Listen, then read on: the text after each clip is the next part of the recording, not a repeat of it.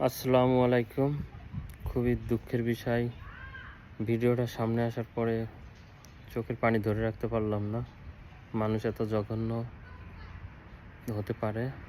অবশ্যই এটা আজ থেকে ২ বছর আগে আমার সদ্যের বড় ভাইকে একদল সন্ত্রাসীরা এভাবে হত্যা করেছিল।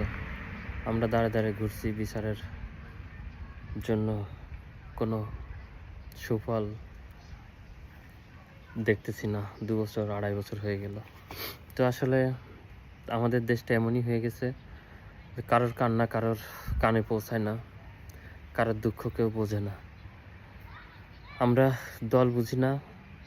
এ ধরনের জঘন্য অপরাধ যেগুলো সরাসরি প্রমাণ রয়েছে তাদেরকে ১-২ মাসের ভিতরে বিচারের আওতায় নিয়ে এসে ফাঁসি কার্যকর করা হলে এ ধরনের জঘন্য হত্যাকাণ্ড আর সংঘটিত হতো না আমার ধারণা। তো যারা আইন প্রণেতা আছেন তাদের সন্তানেরা তো দেশে থাকে না, দেশের বাইরে থাকে বেশিরভাগই। তাদের তো এই বিষয়ে মাথা ঘামানো নেই।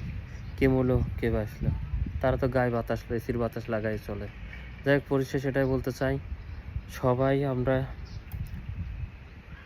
এক যেমন সবাই এক হয়ে বিগত সরকারকে দেশ ছাড়া করেছেন।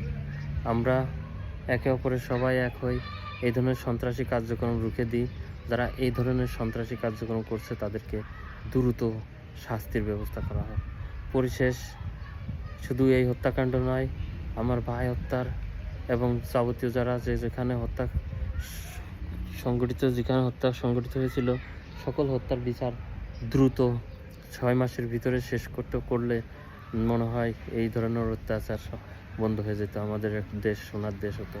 পরিশেষ সবাইকে বলবো, আপনারা এরকম জঘন্য কাজকর্ম থেকে বিরত থাকেন এবং যারা এই জঘন্য কাজকর্মগুলো করেছেন তাদের সবাইকে আইনের আওতায় এনে দ্রুত ফাঁসির কার্যক্রম করা হোক।